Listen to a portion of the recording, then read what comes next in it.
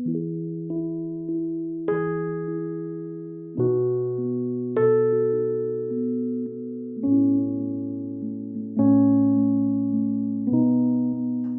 back to All Church Sunday School. Shannon is here with me. We are loving our book, An Altar in the World, A Geography of Faith. And we're going to talk about, I'm going to give you the title for today. Okay. And connect it to something that I think is kind of surprising. This is very clever. This particular chapter actually became a book. For Barbara Brown Taylor. So you can buy this as a book in more detail. The Practice of Saying No. No. No. You didn't even ask me if I wanted to do this chapter. I think that you suggested it. I was going to say no. I was going to practice saying no. Oh, I see. This is It was a bit. It was a bit, Renee. I say you're doing a bit. All right. The practice of saying no, when you look at the word that goes along with it, as we look at the table of contents, everything is about the practice of encountering others is about community. The practice of saying no is about what? What? Look and see on the next page. Oh, Sabbath. Isn't that interesting? Mm-hmm. We can't get to Sabbath without saying no. And yeah, that's true. And because I'm just thinking, no, okay, I'm protecting my boundaries. I've agreed to do too many things. I mean, we all get that overwhelmed. Mm-hmm. But we cannot be faithfully practicing Sabbath without saying no to something. And I think it takes multiple people saying no also. Yes, mm-hmm.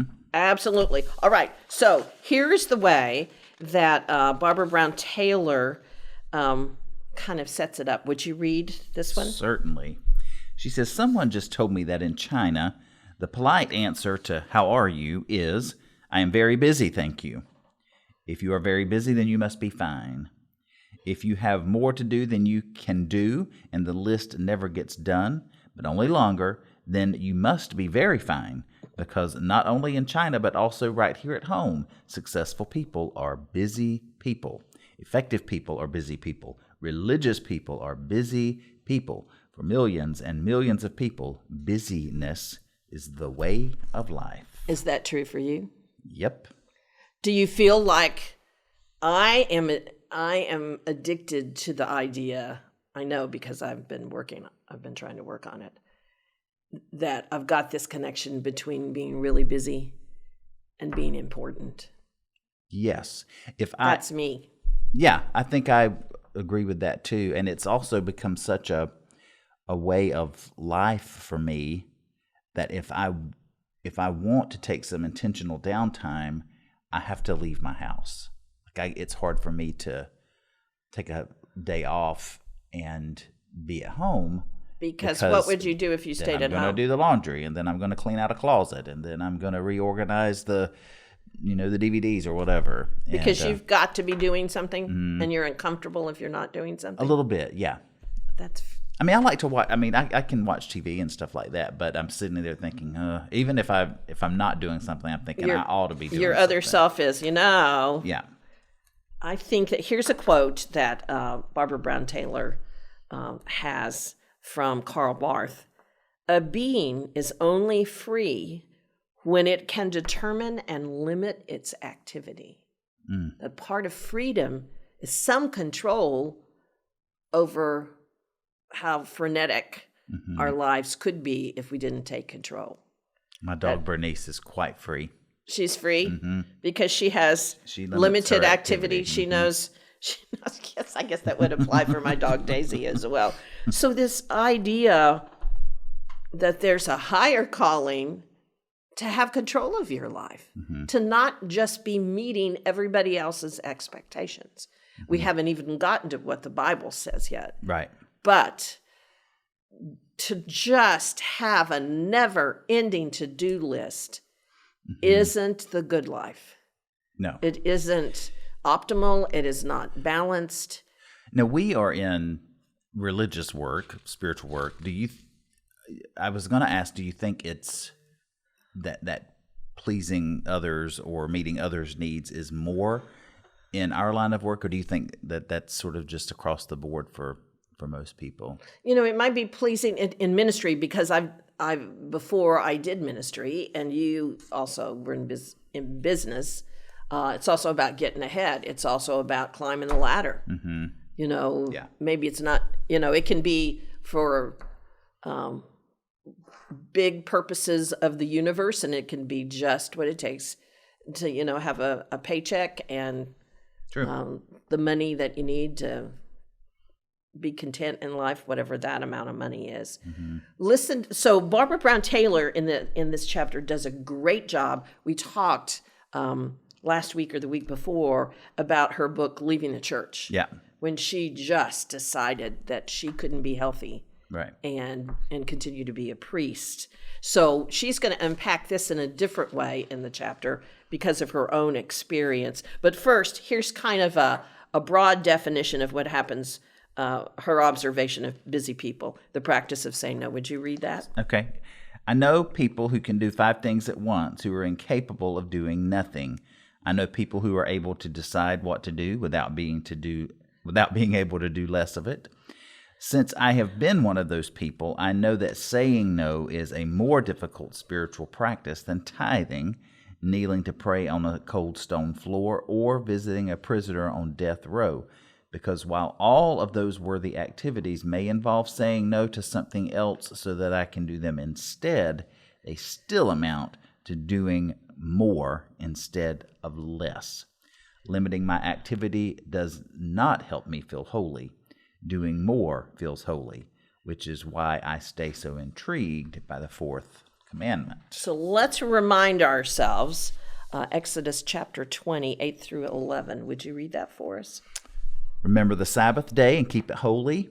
6 days you shall labor and do all your work. But the 7th day is a Sabbath of the Lord your God. You shall not do any work, you, your son or your daughter, your male or female servant, or your cattle, or the stranger who is within your settlement. For in 6 days the Lord made the heavens and earth and sea and all that is in them, and God rested on the 7th day. Therefore the Lord blessed the Sabbath day and hallowed it. What stands out to you as you read that right now? Even the animals. Yes. In case the animals were... Yes, so don't plow your field because what pulls the plow? Horses or oxen? It could be both. Cattle, your oxen. Your oxen need to rest. Yes. What about chickens? They're laying eggs on the Sabbaths. What about them? We need to think about the chickens. Okay. No. No, I'm not thinking about the chickens. So one of the stories that Barbara Brown Taylor says is the first Sunday after 20 years as a priest, when she had resigned from her position at the church. Mm-hmm. And so now Sunday comes, and she's not a priest, and she's not going to go to her church because they're still dealing with her resignation. Right. She's not going to go to another church because that's not her tribe. She needs to, so maybe she could go to the grocery store. No, in the little town where she was living, everybody's going to go. What is the priest doing? Buying cold cuts on Sunday and not in church. She would attract attention. She didn't want that. Mm-hmm. So that's the way she tees it up. And here she is, her first day with true freedom to observe the Sabbath. And she can't figure out what to do. Now, here's the second part of that story. Would you read it? Mm-hmm. She said for an hour, she didn't know what to do. Okay. She just now, yes. Kind of wandered around for an hour. And here's part B. She says, after that, I went out on the front porch and said morning prayers with the birds. Then I read until lunchtime. Then I made an egg sandwich. Then I took a nap. By the time the sun went down, I realized that I had just observed my first true Sabbath in more than 20 years. Wow. Mm-hmm. In the years since then, I have made a practice of saying no for one whole day a week, to work, to commerce, to the internet, to the car, to the voice in my head that is forever whispering more. One day each week. More God is the only thing on my list. Oh, doesn't that sound Don't you love that? More God, one day each week. Now, no internet even. Yes. So that's a pretty strict observance. One of the things I really appreciated about this chapter is a biblical context for how Sabbath was kept throughout the time by people of faith.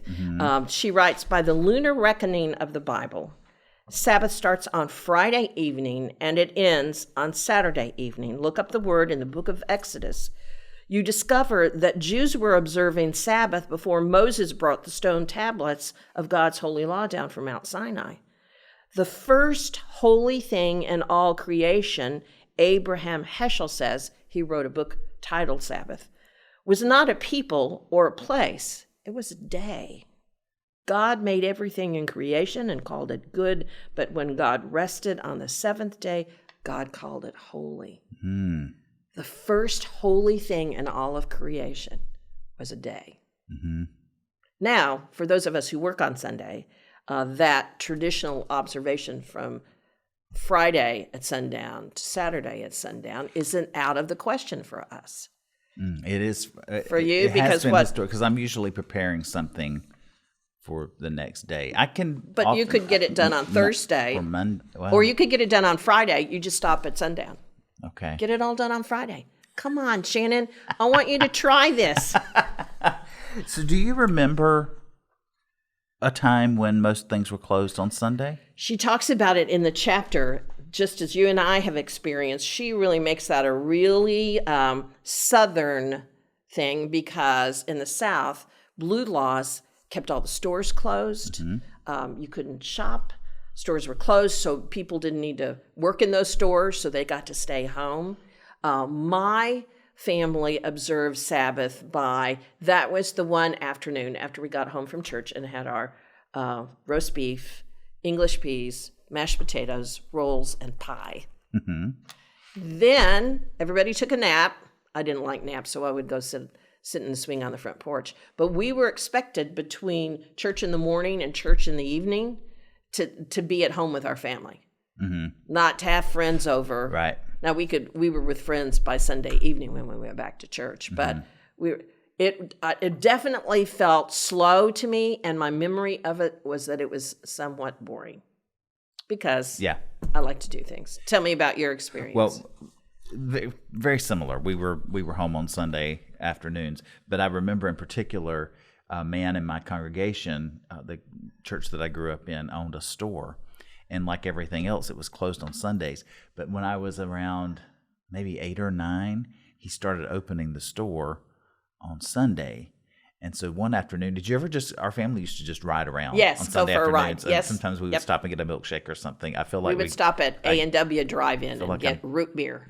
We went to Jack's Burger House. But I feel like this is some movie or something from the 50s. But he's decided to start opening the store on Sunday. And so we were driving by and my dad pulled into the store parking lot. And my mom said, "What are you doing?" He said, "I'm going to go get a pack of cigarettes." And she was like, "You can't, it's Sunday." And, but Dad thought, well, the store is open. So there were people at the church who sort of were upset. I wondered about that. That he had the store open on Sunday. And then my mom was upset that my dad was patronizing the store on Sunday night because she was sort of hiding in the truck lest anybody drop by and see us patronizing the store on Sunday. But then it didn't take long before it was just once you say yes. Once people, all the sports started. I mean, that's been a more recent part of Sunday activities. Is that if your kids play competitive sports. You're out on the soccer field watching your kids. Right. I do want to mention, and I know we're running short on time, but I've had a lot of conversations too with folks about how in a lot of ways the concept of Sabbath is pretty privileged idea. That not, a lot of folks just are unable to take a whole day off. Or they work on the weekend. They work on the weekends or, their jobs don't pay enough, so they have to have another job. And so I think that's something else to take into account too. But I think it has worked. I think Sabbath practice has worked over the centuries, even in a rural life where you're up with the chickens who do lay eggs on the Sabbath. They do. You're up with the chickens, and those anybody with a difficult life, It's the saying no where I think it's saying no where you have a choice. Yes, yes. And if that's a good way to put it. If you're saying more to God, yes. right? It could be 2 hours on the front porch. Mm-hmm.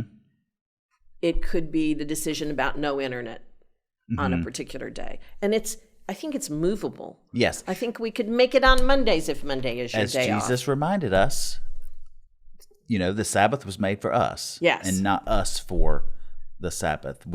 It's supposed to be life-giving and not something that's so strict that it's miserable. One of the things that I loved that my father-in-law did, who's no longer living, is he would visit on Sunday afternoon. He would take a nap. He wouldn't mow the grass. And then he got like little small town newspapers. He would gather up the papers that were weeklies that he subscribed to.